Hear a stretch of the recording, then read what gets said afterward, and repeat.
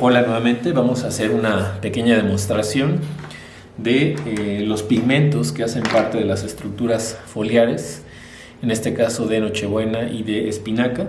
Para esto vamos a hacer una cromatografía. Esta cromatografía se hará en papel. Podemos utilizar papel filtro, también algún tipo de papel absorbente. Algunas de las servilletas o servitoallas de cocina pueden llegar a ser de utilidad. Claro que lo ideal es utilizar papel filtro como este que tengo aquí, recortado. A este papel le he hecho una marca a una distancia de 1 centímetro aproximadamente desde uno de sus extremos. Y esa marca es el punto de referencia para hacer la impregnación de los pigmentos, por ejemplo en este caso de la hoja de espinaca, y ver cómo se separan estos a lo largo del papel mediante esta técnica de la cromatografía. Lo que haremos es cortar, antes de hacer la cromatografía propiamente, cortar el papel, hacer la marca y identificar los recipientes en los que utilizaremos para contener el solvente para la cromatografía. En este caso el solvente será alcohol etílico, y para calibrar la altura del papel a la que éste puede estar en contacto con el solvente, simplemente lo colocamos procurando que el papel toque el fondo del vaso, hacemos un doblez y hacemos una aplicación, en este caso de una pinza, ¿no? Puede ser una pinza para ropa, puede ser un clip, que nos permita que el papel no se desdoble y que se mantenga a esta altura dentro del vaso, ¿no? Enseguida haré el ajuste ya cuando hayamos hecho la impregnación del pigmento sobre este papel. Lo mismo para el caso de la hoja de Nochebuena. Entonces el siguiente paso es, ya tengo el material listo para las dos hojas, un par de soportes que son 2 plumines. Necesitamos una moneda para hacer la impregnación y pues vamos a proceder a realizarla. Está esta marca que había comentado de 1 centímetro de distancia del borde del papel, ¿no? Sobre esta marca de la impregnación del pigmento de la hoja, colocaré la hoja sobre el papel, identificando, teniendo como guía aquí en este caso el doblez de este fondo azul. Es un folder que tengo aquí doblado que me sirve para saber a qué altura está la marca del lápiz. Enseguida, utilizando una moneda, marcaré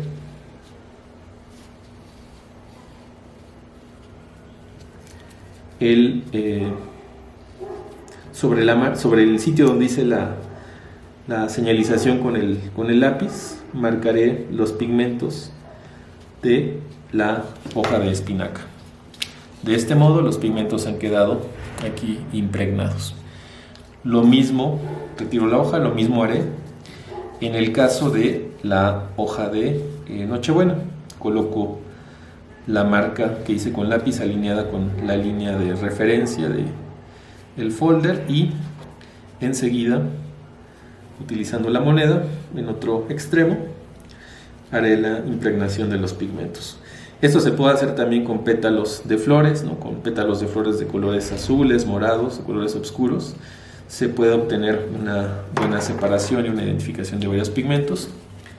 Lo tenemos listo también. Y entonces lo que procederemos a hacer ahora es colocar alcohol suficiente para que son 10 mililitros aproximadamente. Yo ahora mismo no tengo un matraz ni una manera de hacer una medición más precisa, pero pondremos alcohol suficiente para que se alcance a impregnar el papel filtro. Voy a utilizar como referencia simplemente los 2 vasos, ¿no? Para tener el mismo volumen de alcohol. Ahí está, los estoy comparando y ya están ahí. Y enseguida, no se necesita mucho alcohol, no solamente se necesita que corra a través de este papel, entonces no va a absorber demasiada cantidad y la técnica en realidad ocurre de una manera bastante rápida, ¿no?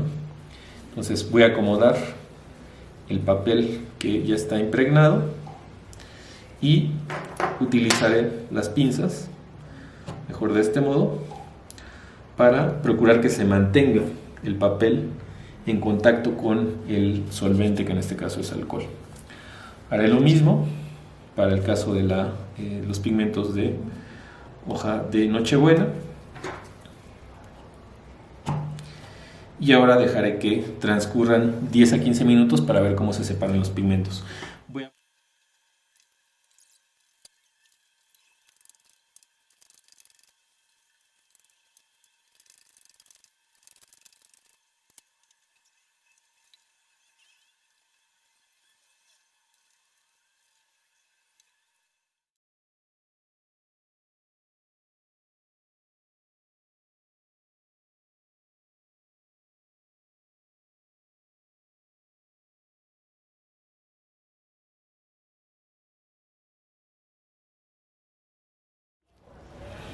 Bueno, como pueden ver, lo que tenemos ahora es el resultado de varias repeticiones de este procedimiento de cromatografía realizado con hojas de espinaca y de Nochebuena. El resultado finalmente no se muestra, digamos, tan clara la separación de las diferentes bandas que corresponden a pigmentos que están presentes en los tejidos foliares, pero se demuestra, eso sí, una de las hipótesis que generalmente se plantean con este tipo de ejercicios, en los cuales se demuestra que en algunos casos las hojas, en este caso hojas de espinaca, no están compuestas únicamente de un pigmento, sino de varios pigmentos. Podemos ver en esta muestra, por ejemplo, al menos 3 regiones con tonalidad diferente, que va del amarillo al verde al naranja.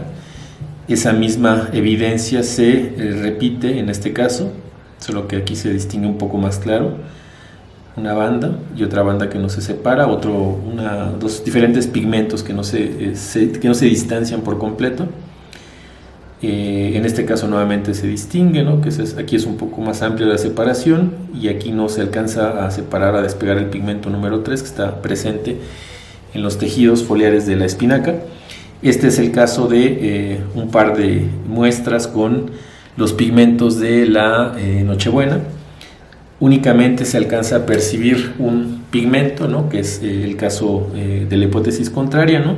Quizás si probáramos con algún otro solvente pudiéramos distinguir la presencia de más de un pigmento, pero al menos utilizando el alcohol etílico solo se logra distinguir un solo pigmento, y además que se muestra como no necesariamente como una banda, sino como un barrido, ¿no? Este ejercicio es útil en términos de que permite identificar los diferentes componentes de pigmentos que están presentes en las estructuras foliares. Voy a retirar los de la Nochebuena y me voy a quedar solamente con los de la espinaca. En estas hojas no únicamente está presente entonces lo que identificamos de manera más inmediata como una molécula que participa en la fotosíntesis, no únicamente está presente la clorofila. Hay clorofila A, hay clorofila B, hay violaxantina, hay luteína y betacaroteno. Están presentes diferentes pigmentos que van a conferir una coloración según sus combinaciones y sus cantidades distinta a las hojas.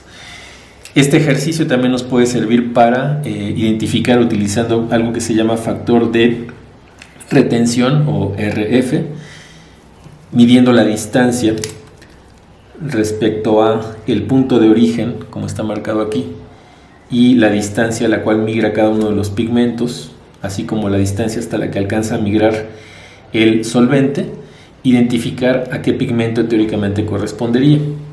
Si nosotros revisamos una tabla estandarizada o de referencia para identificar los colores de los pigmentos, anotaremos o podremos observar que el betacaroteno suele tener un color anaranjado claro, la luteína suele tener un color amarillento, la violaxantina suele tener un color anaranjado un poco más oscuro, la clorofila A un color verde más oscuro en comparación con la clorofila B, que presenta una coloración verde un poco más clara.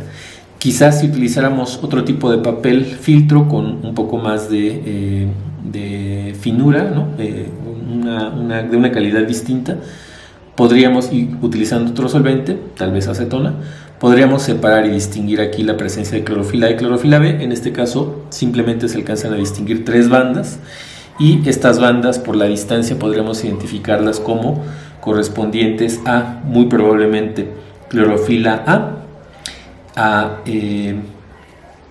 luteína y a beta-caroteno. Este cálculo, esta referencia, se realiza en función de la medición respecto al punto de origen, ¿no?, que está marcado aquí, es el sitio donde hicimos la marca inicial con lápiz, y la distancia recorrida, en este caso en centímetros, 1, 2, 3, etcétera, a la que se movió cada banda, cada una de las bandas que corresponde a un pigmento. Se hace un cálculo en el cual se mide para determinar el factor de retención. Se hace un cálculo donde se divide la distancia recorrida por el pigmento, por cada uno de los pigmentos, entre la distancia recorrida finalmente, donde queda la marca, por ejemplo por acá en este caso, por el solvente. Con esos resultados se puede establecer una comparación con algunos datos como los que les puedo mostrar en este caso, en algunas anotaciones, donde hay unos valores de referencia para cada uno de los pigmentos. La invitación nuevamente es a que ustedes realicen este experimento y a que busquen otras referencias de cómo se puede realizar en internet o en algunos libros, en algunos manuales, probablemente de fisiología. Y bueno, esto es importante porque pues analizar los componentes que participan en la actividad fotosintética en las plantas son algunos de los procesos importantes para medir y empezar a plantear asociaciones, por ejemplo, entre la eficiencia de la fotosíntesis, la generación de biomasa, y para evidenciar y poder observar algunos de los procesos básicos que realiza la planta, así como para también tener en consideración la existencia de pigmentos, como son todos los que, por ejemplo, confieren colores oscuros a las frutas, típicamente a las berries, y que implican, o por la presencia de estas moléculas, pueden significar un valor agregado en términos de que son sustancias con actividad antioxidante o con algún valor atribuible en su consumo para nosotros como alimentos. Voy a cortar aquí y veremos enseguida una actividad complementaria que evidencia la actividad de la fotosíntesis, nuevamente utilizando como referencia hojas de espinaca.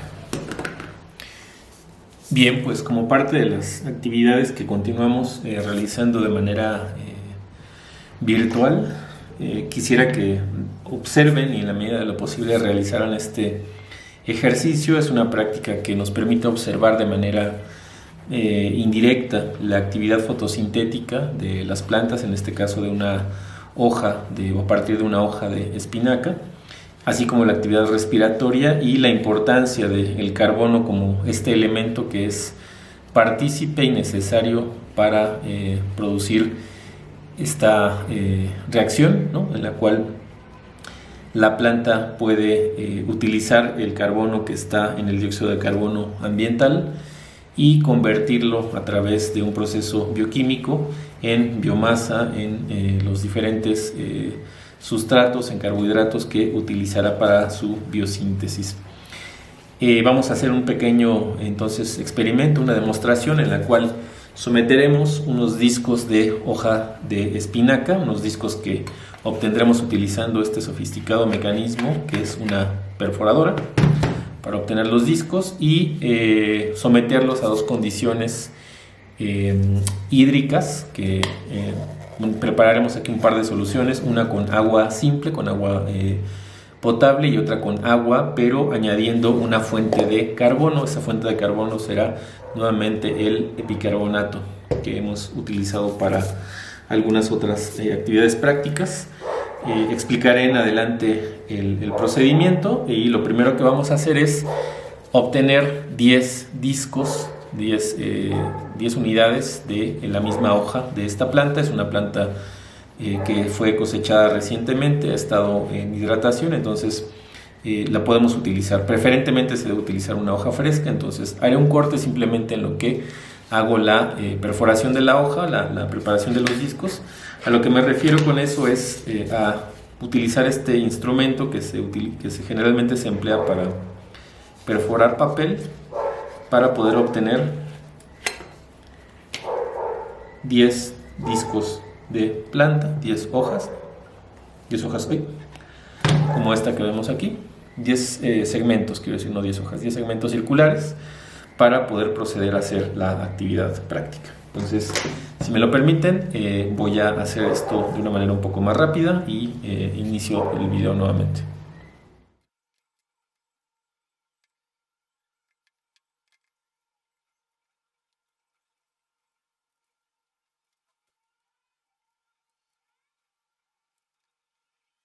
Ya tenemos listos aquí los discos. Fueron en total 20 discos de hoja de espinaca que fueron extraídos con la perforadora. Y ahora vamos a introducir 10 discos en esta jeringa y 10 discos en esta jeringa. Les he quitado el émbolo a cada una y vamos a someterlas a una condición de vacío o de presión negativa para extraer todo el oxígeno y que esté presente en estos tejidos vegetales, en estos tejidos foliares. En un caso, con esta jeringa que he anotado la palabra, a la que le he anotado la palabra bicarbonato, espero que se alcance a distinguir. Si no, bueno, está aquí escrito bicarbonato, en este escribí la palabra agua. A 10 discos les someteremos a una condición de presión negativa en un medio con agua y bicarbonato. Estos son aproximadamente 200 mililitros de agua, 220, con 2 gramos de bicarbonato. El bicarbonato es el mismo que hemos usado en otras ocasiones. Y haremos lo mismo para estos otros 10 discos, pero únicamente en una solución que es agua pura, agua potable.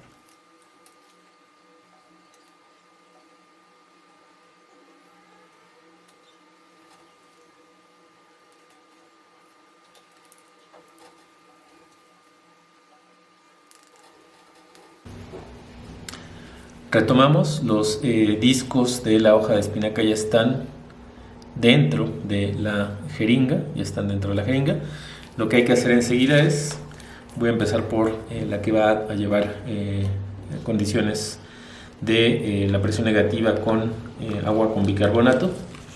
Lo siguiente que hay que hacer es presionar el émbolo hacia el fondo de la jeringa sin lastimar los discos, ¿no? Procurando simplemente empujarlos que queden hasta arriba y una vez que se logra esto sin que se alcancen a lastimar, lo ideal habría sido utilizar una jeringa de 10 de 20 mililitros, pero yo no tengo a disposición, entonces lo hacemos con esta. Es un poco más pequeña, pero es el mismo procedimiento y sin problema.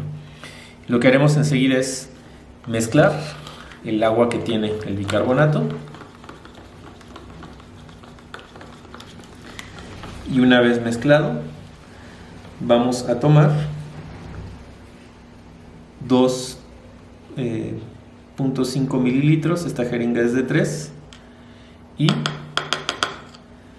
vamos a hacer presión hacia la parte exterior con el émbolo, procurando que salga el aire que ha quedado, disculpen si no lo enfoco bien, que salga el aire que ha quedado dentro de la jeringa, sin lastimar, sin presionar a los discos, ¿no? Recuerden que esto además ya tiene agua con bicarbonato. Y una vez que sacamos la mayor cantidad posible de aire, vamos a tapar con el dedo la punta de la jeringa y a generar una presión de succión, una presión negativa. Entonces vamos a presionar o a jalar el émbolo hacia afuera, a moverlo hacia afuera, sin dejar de tapar la salida de la jeringa. Vamos a contar 15 segundos.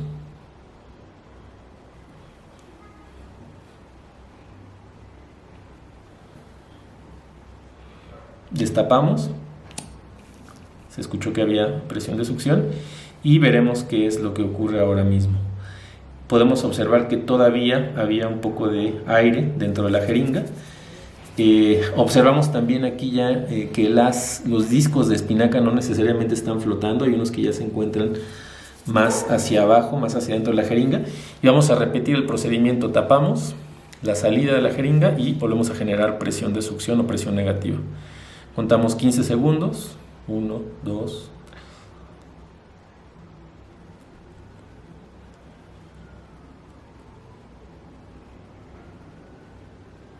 y volvemos a soltar. Si hacemos otra vez presión hacia afuera, nos vamos a encontrar con que ya algunos de los discos de las hojas de espinaca empiezan a sumergirse porque han perdido, hemos logrado sacar todo el oxígeno que estaba presente en sus tejidos. Vamos a hacer una siguiente vez.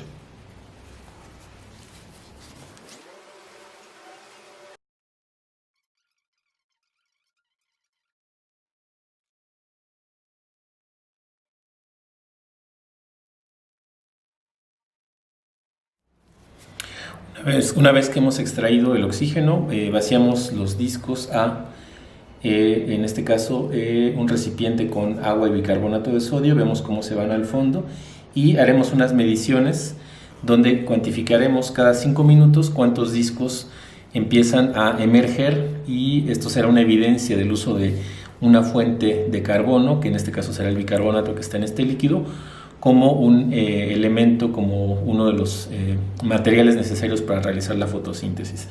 Aceleraremos un poco ese proceso utilizando una lámpara, y enseguida lo que haré es vaciar los que están en el agua, que no tiene bicarbonato, en el vaso que corresponde. Voy a repetir solamente una vez más el procedimiento de vacío.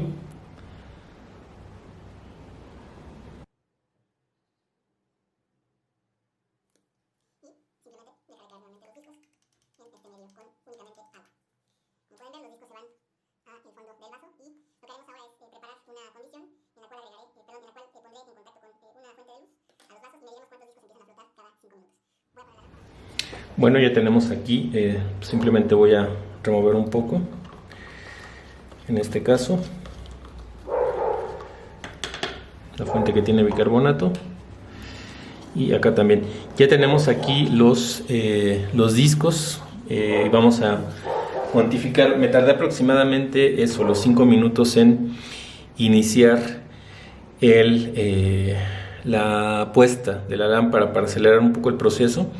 Y en estos 5 minutos vamos a esperar solamente un par de minutos más para verificar si esos 6 discos que ya están flotando ahora mismo en el vaso con bicarbonato podemos considerarlos como los primeros 6 que ya han emergido. Vamos a medir en 4 tiempos durante 20 minutos cuántos discos empiezan a flotar en función de la condición en la que están en el medio en el que están los discos de tejido foliar de espinaca. Los vamos a poner aquí. Vamos a anotar bicarbonato y únicamente agua. 5 minutos, 10 minutos, 15 minutos y 20 minutos. Iremos anotando cuántos discos van permaneciendo a flote. Les decía, me tardé aproximadamente 5 minutos en montar esto, y ya hay 1, 2, 3, 4, 5, 6 discos que han flotado en el medio con bicarbonato, mientras que en el medio con agua ninguno lo ha hecho. Esta es una evidencia, pues, de cómo las plantas pueden utilizar o necesitan una fuente de carbono para realizar la fotosíntesis, y cómo es posible que empleen en este caso la fuente que está de carbono adicionada en el agua, cuando hemos retirado el oxígeno y por lo tanto también el aire que estaba más bien dentro de los tejidos foliares al hacer la succión con las jeringas, y cómo en lugar de utilizar el carbono que está en el dióxido de carbono ambiental, las plantas son capaces de emplear el bicarbonato como una fuente de carbono funcional.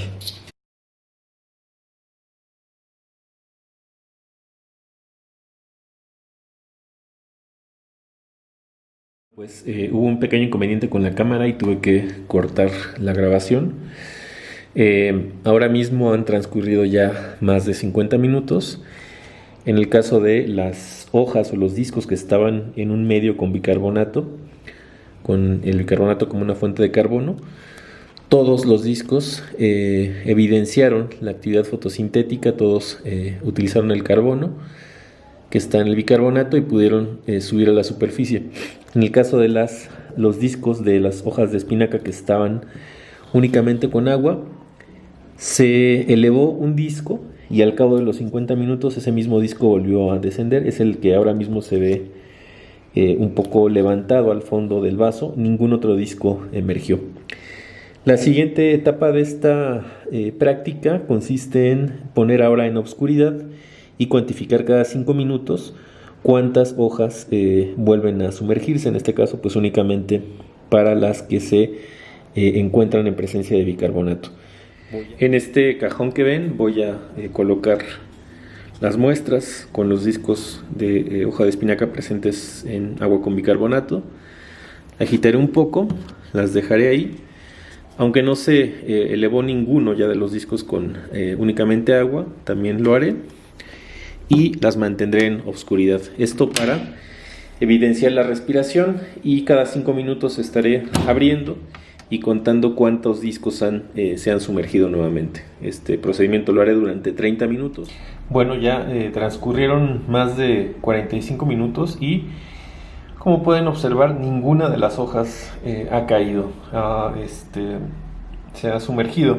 Habría que dejarlas quizás un tiempo más prolongado, ¿no? Un periodo de tal vez hasta 2 horas y media, para empezar a observar el fenómeno de que se vuelvan a sumergir las hojas. Vamos a dejar hasta aquí el experimento y simplemente vamos a mencionar que, miren, aquí se puede ver más claramente cómo están ahí en la superficie del agua con bicarbonato, y en el otro caso cómo volvieron al fondo todos los discos de las hojas de espinaca. Vamos a comentar que este ejercicio o esta práctica serviría para identificar el punto en el cual la fotosíntesis se hace más eficiente en relación con el número de discos que empiezan a flotar una vez que han sido puestos en condiciones de contacto con bicarbonato de sodio y con simplemente agua, el otro grupo de 10 discos. Y bueno, en este caso todos los discos se mantuvieron a flote después de haber sido evidenciada la fotosíntesis. Habría que dejar este experimento un poco más de tiempo, pero por ahora vamos a dejar esta pequeña demostración en este punto. Y lo que resta es invitarles a que ustedes realicen este ejercicio con los datos que se habrían obtenido. Finalmente se pueden generar unas gráficas como la que ven ahora mismo en pantalla. Es una gráfica en la que se contrasta el número de discos de las hojas de espinaca que han flotado, el tiempo que cada uno de estos discos ha tomado para emerger desde el fondo del vaso, y finalmente identificar cuál es el periodo. En este caso el momento son 20 minutos en los cuales se alcanza la máxima eficiencia de la fotosíntesis. Habría que hacer el contraste con una curva que se generaría a partir de los datos obtenidos con los discos que estuvieron solamente con agua, pero como pueden ustedes observar en esta gráfica que les he mostrado, pues no tuvimos ningún disco en realidad que emergiera. Hubo uno que anoté en algún momento y que se los comenté en el video, o que se los mostré en el video, pero ese disco finalmente a los 7 minutos posteriores se volvió a sumergir. Entonces pues es interesante, hay que repetir el experimento. Les invito a que ustedes lo hagan y a que puedan generar estas gráficas e identificar el momento de mayor tasa fotosintética. Lo que sí queda claro entonces es que las plantas necesitan el carbono como un elemento indispensable para realizar la fotosíntesis. Ese elemento lo pueden tomar de manera experimental, en este caso en el líquido que tiene bicarbonato de sodio. Y bueno, siempre me parece más enriquecedor realizar este tipo de actividades, aunque parezcan muy simples. Nos permiten visualizar y tener una idea muchísimo más concreta de los procesos que ocurren en estos organismos increíbles que son las plantas. Pues les agradezco su tiempo.